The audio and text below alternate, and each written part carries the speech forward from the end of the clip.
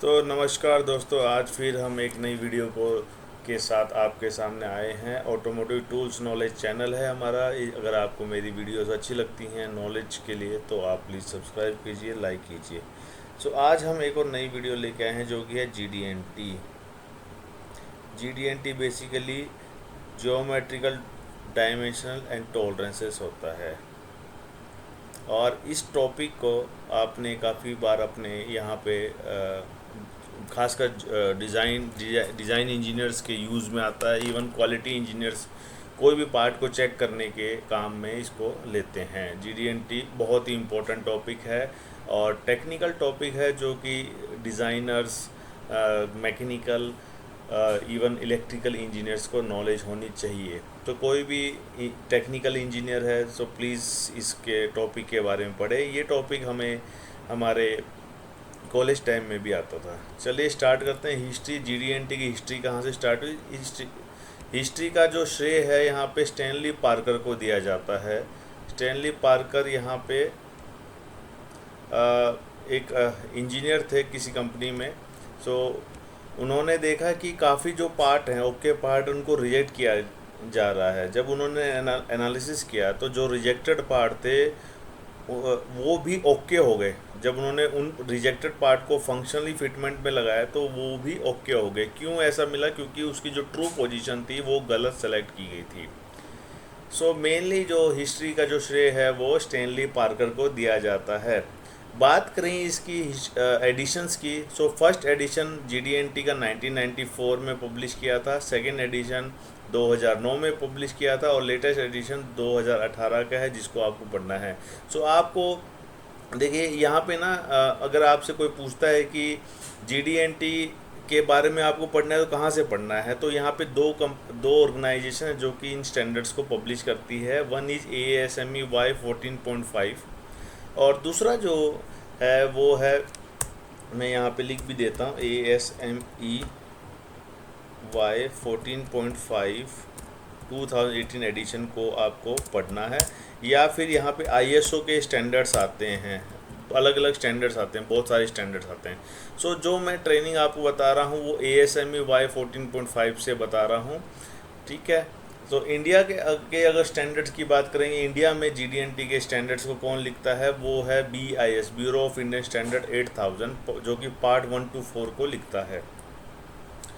GD&T में आपने symbols देखे होंगे। देखिए यहाँ पे 14 सिंबल्स दिखा रहे हैं।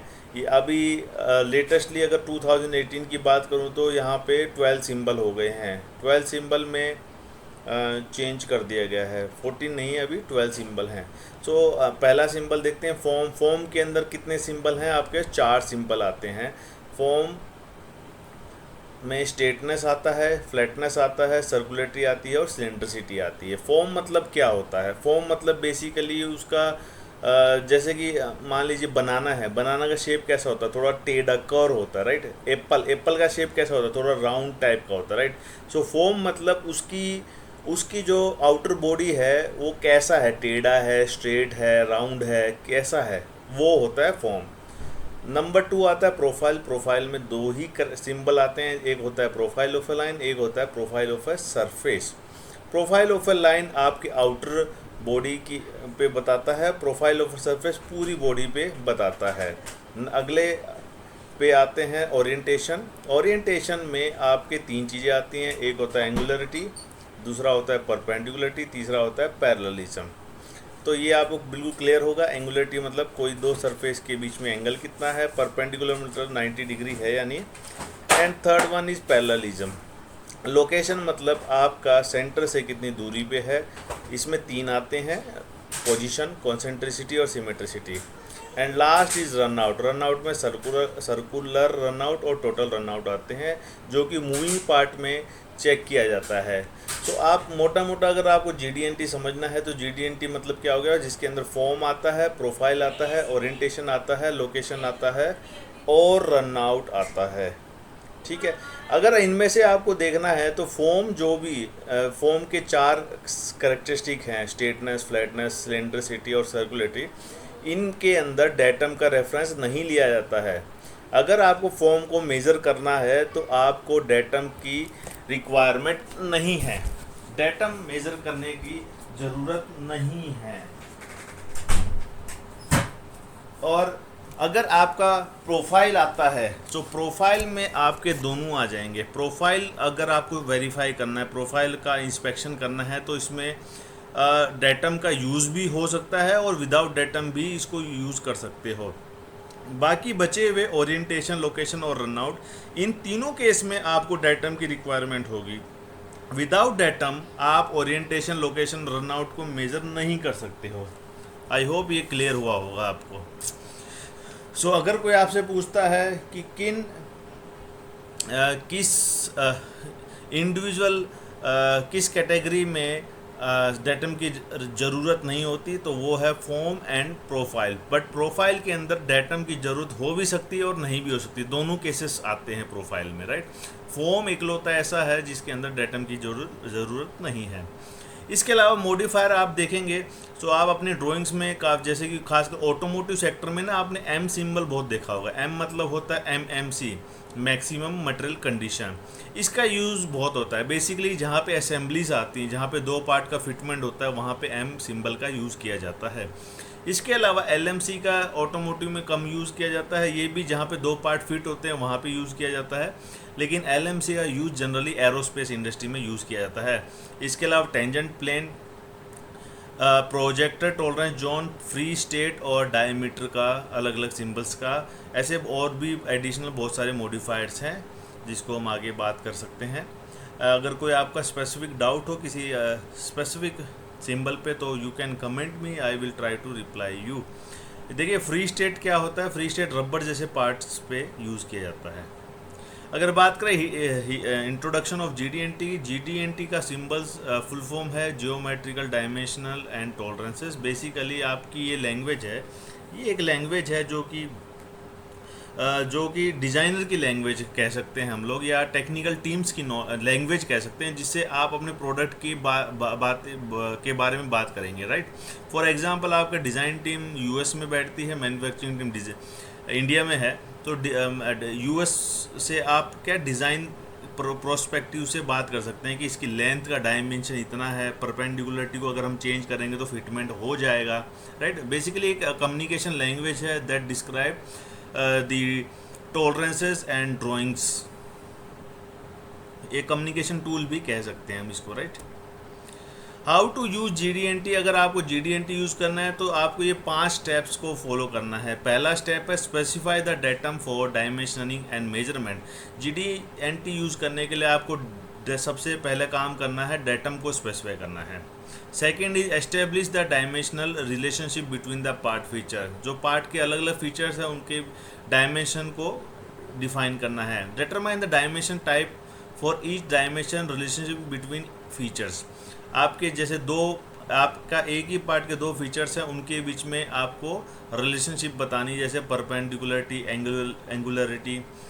Then careful select the proper modifier for each geometrical tolerances. उसके बाद आपको मॉडिफायर को सेलेक्ट करना है, जैसे कि एम मॉडिफायर हो गया, एफ मॉडिफायर हो गया, एल मॉडिफायर हो गया, उसको सेलेक्ट करना है depend on the use of the part. And last step is establish appropriate numerical value for each dimensional relationship. आपको उसमें जैसे कि 10 mm है, 12 mm है, न्यूमेरिकल वैल्यू को सेलेक्ट करना है। तो इन 5 स्टेप्स हैं, ये 5 स्टेप्स हैं जिससे आप जीडीएनटी का यूज़ कर सकते हो, ठीक है। ये स्टेप्स के बारे में हमने बात की थी। आप देख सकते हो फ्री एफ सिंबल है, फ्री सिंबल है, इसको अप्लाई करते हैं। Apply only when part is otherwise restrained, मतलब रबड़ के पार्ट हैं जिनको आपको दबाना होता है जब इंस्पेक्शन करते हैं, तब वहाँ पे एफ सिंबल का यूज़ किया जाता है। L symbol is used for minimum wall thickness. जहाँ पे आपको वॉल थिकनेस को बचानी है वहाँ पे एल सिंबल का यूज़ किया जाता है। M symbol is used only for feature of size. Basically जहाँ पे 2 पार्ट फिटमेंट करने हैं वहाँ पे एम सिंबल का यूज़ किया जाएगा।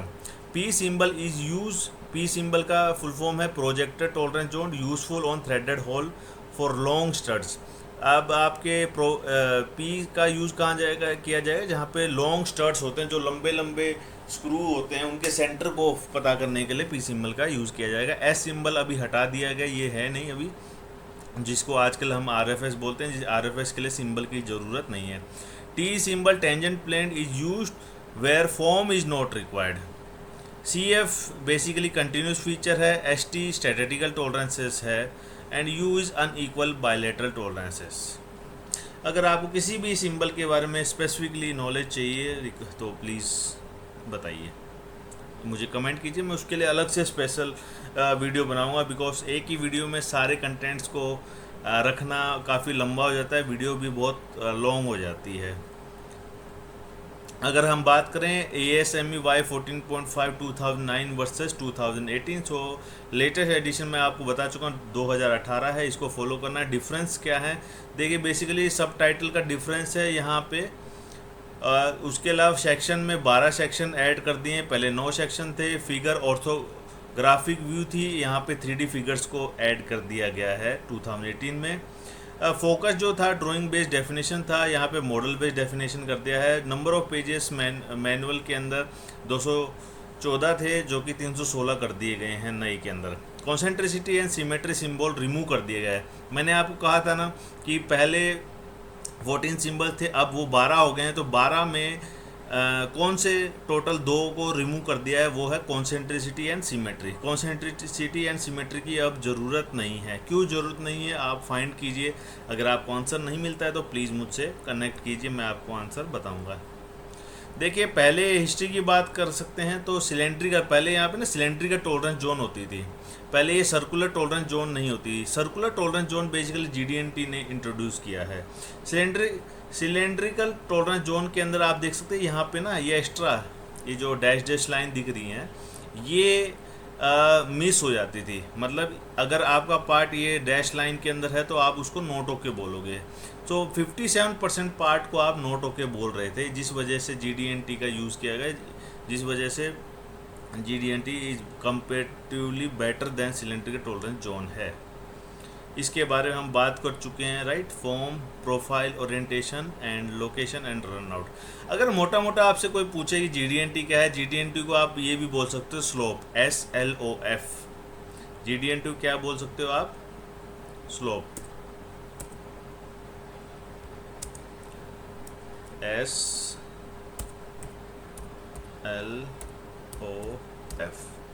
सो स्लोप बेसिकली क्या है आपका, S फॉर स्टेटनेस, या सॉरी स्टेटनेस नहीं है, S मतलब है साइज, L मतलब है लोकेशन, O मतलब ओरिएंटेशन, F मतलब स्लोप। सो ये 12 जो सिंबल्स हैं वो सारे स्लोप के अंदर आएंगे।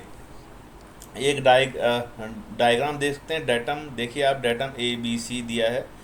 सो डेटम होना ज़रूरी है। अगर आपके ड्राइंग में डेटम नहीं है या कोई फीचर साइज नहीं है, इसका मतलब आपकी ड्राइंग GD&T का यूज़ नहीं कर रही है।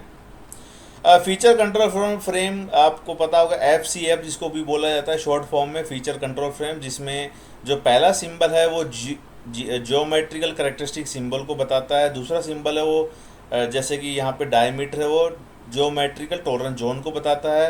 ये आपके साइज़ को बताता है, ये आपके मॉडिफायर को बताता है। ये प्राइमरी डेटम, सेकेंडरी डेटम और टर्शियरी डेटम।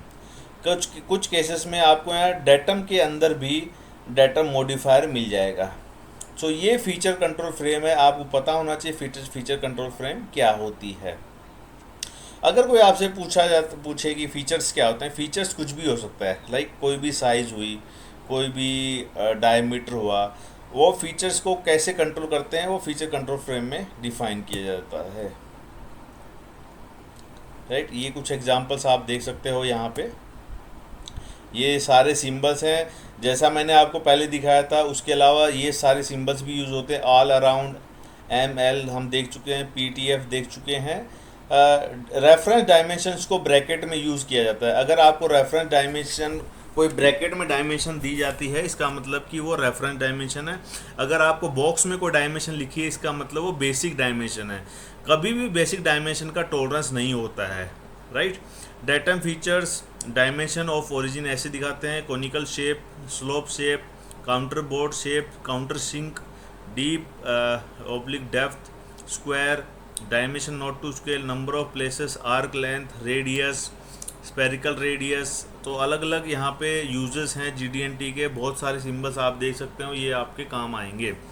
कई बार मैंने देखा है कि क्वालिटी के इंजीनियर्स भी कंफ्यूज हो जाते हैं कि ये सिंबल का मीनिंग क्या है। तो आपको ना GD&T की ट्रेनिंग प्लीज़ करवाइए। आपके ऑर्गेनाइजेशन में ट्रेनिंग होनी चाहिए। आप बुक्स भी खरीद सकते हो, अच्छी अच्छी नई नई बुक्स हैं जी मार्केट में अवेलेबल। इवन अमेजोन पे भी GD&T की बुक्स अवेलेबल हैं। हर सिंबल का यूज़ हमें पता होना चाहिए, राइट। सो यहाँ पे आप देखोगे बहुत सारी डेफिनेशन जिनको मैं अभी डिस्कस नहीं करूँगा बिकॉज काफ़ी लेंदी वीडियो हो जाएगी। हम ये यहाँ पे एक वर्चुअल कंडीशन देख लेते हैं। वर्चुअल कंडीशन बेसिकली क्या होती है, अगर आपके साइज़ में, अगर आपके फीचर ऑफ साइज़ में MMC या LMC है तब वर्चुअल कंडीशन आएगी।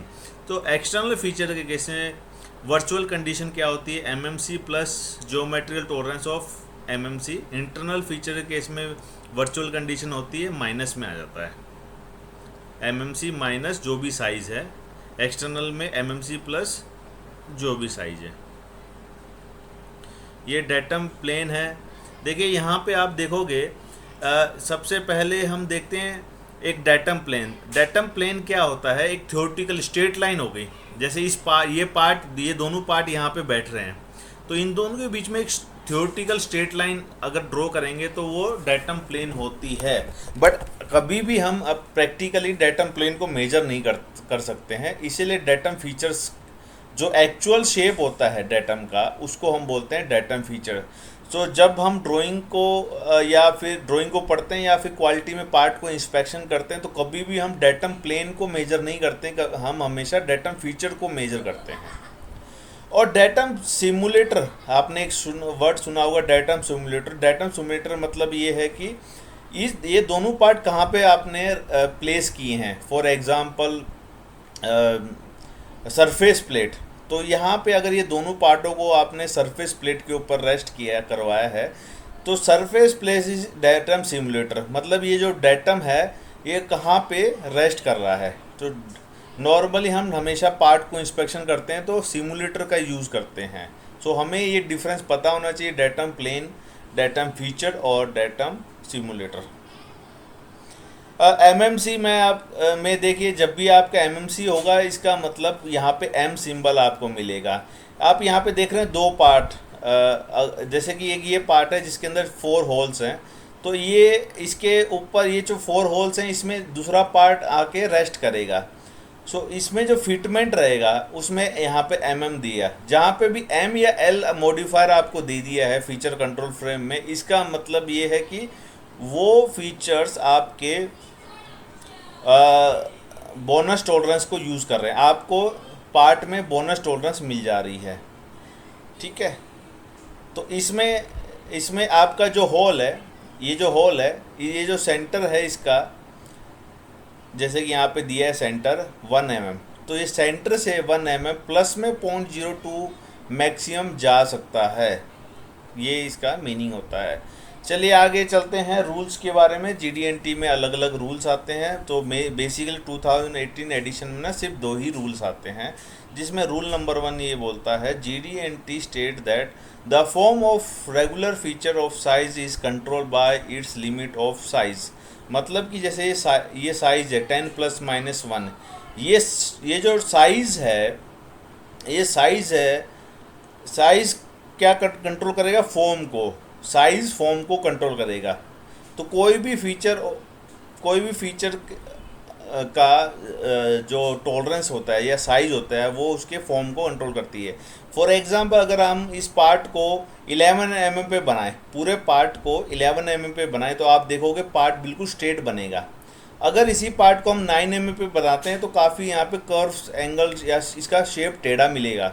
इसका मतलब ये है कि जब आप MMC पे फीचर्स को बनाते हो तो वो जो फीचर है वो बिल्कुल स्ट्रेट मिलेगा।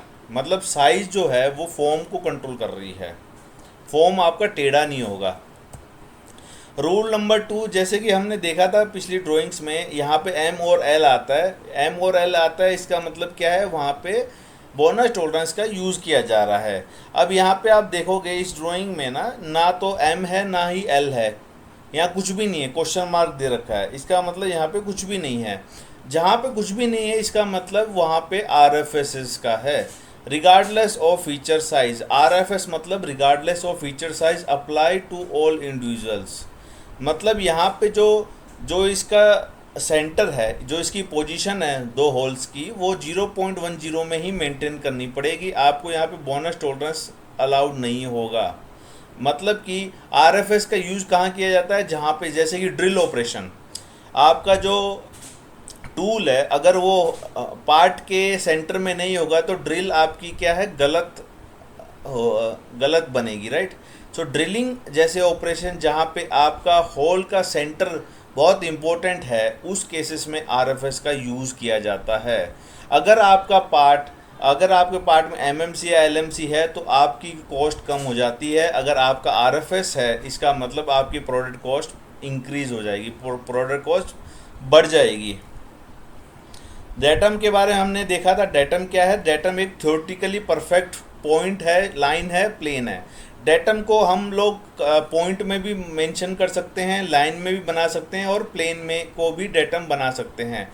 सो अगर आपसे कोई पूछता है डेटम क्या है, डेटम एक थ्योरेटिकली स्ट्रेट लाइन है। किसी भी पार्ट को किसी के ऊपर रखोगे और उसमें एक straight line, completely straight line निकलेगी, वो डेटम होती है। डेटम को कभी भी मेजर नहीं किया जा सकता, इसलिए थ्योरेटिकली इमेजिनरी लाइन होती है,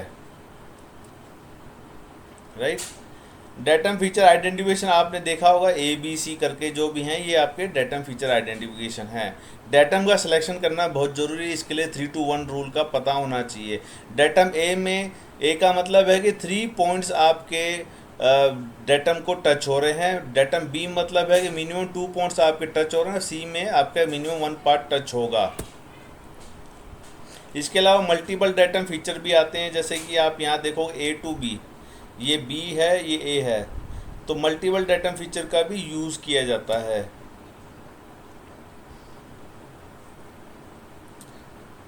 चलिए आगे बढ़ते हैं। यहाँ पे डेटम एक्सरसाइज है, आप डेटम को फाइंड आउट कर सकते हो कि जैसे कि फॉर एग्जांपल ये एक पार्ट है, इसमें आपको फाइंड करना है कि डेटम A कहाँ पे आएगा, डेटम B कहाँ पे आएगा और डेटम C कहाँ पे आएगा। आपको फाइंड आउट करने के लिए आप ये ऐसा कोई ज़रूरी नहीं कि आपके 3 डेटम ही होने चाहिए, 2 डेटम भी यूज़ कर सकते हो। सो अगर किसी को अगर कोई भी मुझे ये आंसर बताएगा तो मैं उसको एक स्पेशल गिफ्ट दूंगा। तो प्लीज़ आप कमेंट में आंसर कीजिए कि A और B और C डेटम कहाँ कहाँ लगेंगे, मैं आपको स्पेशल गिफ्ट पक्का दूंगा। Please write your mail ID and contact number.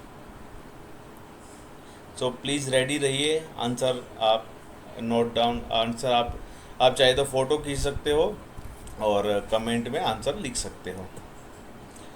Form control, इसके बारे में हमने देखा था। स्ट्रेटनेस, फ्लैटनेस, सर्कुलेटरी और सिलेंड्रिसिटी, 4 टाइप के फॉर्म कंट्रोल्स आते हैं।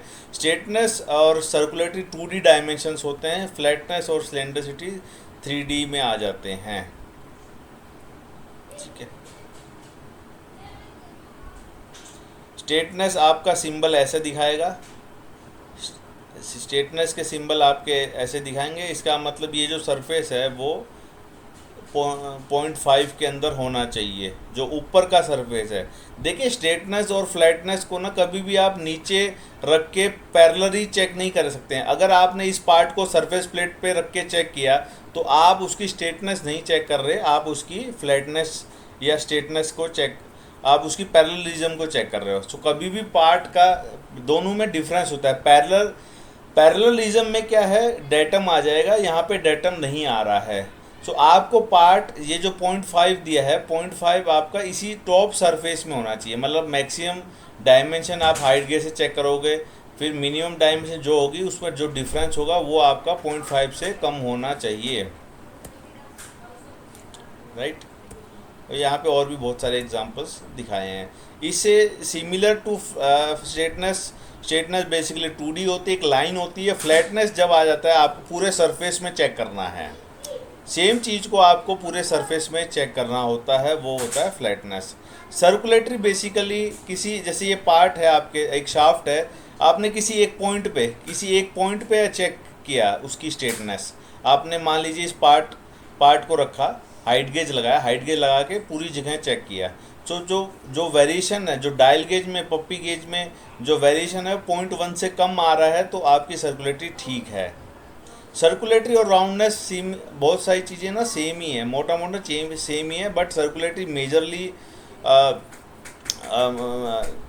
मेजर मतलब हायर डायमेंशंस के लिए यूज़ किया जाता है। राउंडनेस आपका बहुत माइक्रोन्स में यूज़ किया जाता है।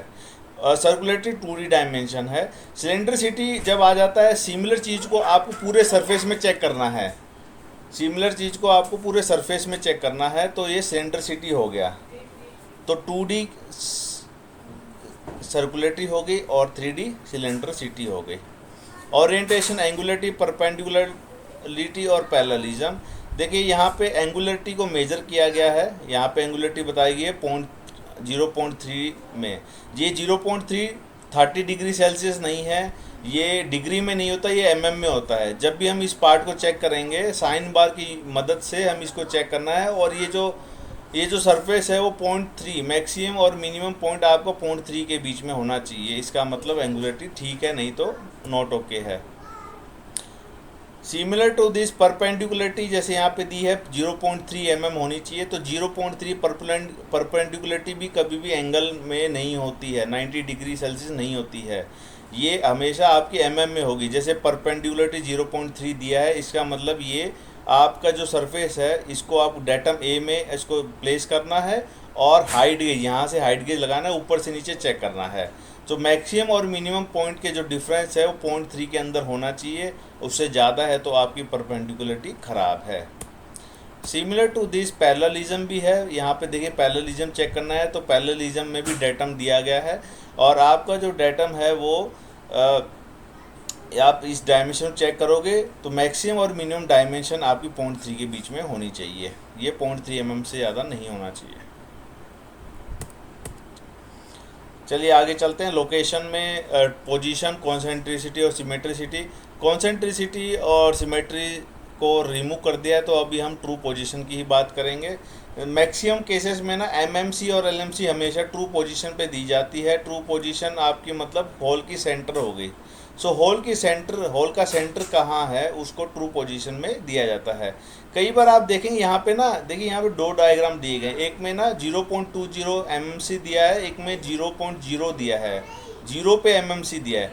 अब मैं आपसे पूछना चाहूँगा ये, और एक और मेरा सेकंड क्वेश्चन है, इन दोनों में कौन सा बेटर है, which one is more better as compare to other. Like एक अबव एग्जांपल में दिया गया है 0.20, क्या ये बेटर है, या अगर 0 एमएमसी देंगे तो कौन सा बेटर है। सो अगर आपने ये मेरा आंसर दिया तो भी मैं आपको एक स्पेशल गिफ्ट दूंगा। आपको बताना है कि 0.20 अगर हम देंगे वो ज़्यादा बेटर है ड्राइंग में, या 0 एमएमसी देंगे वो बेटर है, और क्यों। अगर आप एग्जांपल दे सकते हो तो बेस्ट रहेगा। प्रोजेक्टर टॉलरेंस जोन मैं आपको ऑलरेडी बता चुका हूँ, जहाँ पे भी थ्रेडेड स्क्रू फास्टनर्स बोल्ट का यूज़ किया जाता है वहाँ पे प्रोजेक्टर टॉलरेंस जोन का यूज़ किया जाता है। देखिए यहाँ पे आप देखोगे डायग्राम में ना, होल में ना ये स्क्रू को बैठाए जा रहे हैं, लेकिन यहाँ पे ना लेफ्ट साइड में इसको टच हो रहा है, बैठ नहीं पा रहा है। क्यों? क्योंकि इसकी एक्सिस और ये जो होल की एक्सिस है इसको मैच नहीं किया गया, इसको प्रोजेक्टेड किया गया। ये जो मेटिंग पार्ट है ना, देखिए होल का सेंटर तो यही है, नीचे वाला पार्ट है, ये अभी मेटिंग पार्ट की हाइट है ना, उसका जो साइज़ है वो यहाँ पे दे दिया। इसका मतलब ये एक्सिस को, जो पहले लास्ट में आप देखो ग्रीन एक्सिस थी, ये ग्रीन कलर था, इसको हमने ऊपर तक प्रोजेक्ट कर दिया है। यहाँ पे नीचे है, अब हमने इसको ऊपर तक प्रोजेक्ट कर दिया है। अब आप देख रहे हैं डिफरेंस, ऊपर तक कितना किया है, जितनी हाइट है मेटिंग पार्ट की हाइट है वहाँ तक हमने इसको प्रोजेक्ट कर दिया गया है। मल्टीपल डेटम फीचर्स भी आप दे सकते हो, यहाँ पे मल्टीपल फीचर्स की रिक्वायरमेंट के अनुसार आप यहाँ पे दे सकते हो। कॉम्पोजिट में भी आपको कॉम्पोजिट डिपेंड करती है एप्लीकेशन क्या है, एप्लीकेशन के हिसाब से आपको डिफाइन करनी होती है। रन आउट और टोटल रन आउट में सिंगल रन आउट, देखिए सर्कुलर रन आउट यहाँ पे एक एरो है, उसको सर्कुलर रन आउट बोला जाता है। जब दो एरो आ जाती हैं तो वो टोटल रन आउट में आ जाती हैं। दोनों सेम है, only difference is circular run out 2D है, टोटल रन आउट 3D है, जैसे कि बाकी सब फीचर्स में है। ठीक है, जैसे आपके पास ये फीचर, इस पार्ट को आप रोटेट करोगे और रोटेट करके इसको चेक करोगे, चेक करके आपका पार्ट है ना ये देखिए यहाँ पे रोटेट हो रहा है और ये आपने यहाँ पे गेज लगा दिया और इस गेज में आपको रीडिंग लेनी है। जैसे कि यहाँ पे 0.75 दिया है तो इस पार्ट को रोटेट करते हुए यहाँ पे गेज लगा दोगे, 0.75 से कम आना चाहिए तो पार्ट आपका ओके, नहीं तो नहीं है। आपका सर्कुलर रनआउट हो गया। टोटल रनआउट में दोनों पार्ट को घुमाया जाता है, 3D है। देखिए सर्कुलर रनआउट में क्या किसी एक पॉइंट पे चेक करते हैं और टोटल रनआउट में आपका या पूरे सरफेस में चेक हो जाएगा, 3D है। जैसे कि सर्कुलेटरी में स्ट्रेटनेस में हमने एक लाइन पे किया था, फ्लैटनेस हमने 2 लाइन पे किया था। तो इसके अलावा आपका अगर कोई भी स्पेसिफिक डाउट हो GD&T में, बिकॉज GD&T कोई छोटा टॉपिक नहीं है, ये 1 दिन का तो पूरा कंप्लीट कोर्स रहता है, 1 से 2 दिन का। काफ़ी डिटेल में बातें की जाती हैं, काफ़ी डिटेल में क्वेश्चंस होते हैं डिज़ाइनर्स के, स्पेशली क्वालिटी इंजीनियर्स के भी। अगर आपको कोई भी स्पेसिफिक क्वेश्चन हो you can ask me. In case कोई स्पेसिफिक एरिया की, स्पेसिफिक टॉपिक की आपको ट्रेनिंग की रिक्वायरमेंट हो वो भी बताइए, मैं आपको उसके ऊपर स्पेसिफिक ट्रेनिंग मटेरियल बना के उसको वीडियो पोस्ट करूँगा। आई होप आपको अच्छा लगा होगा। Bye bye, see you.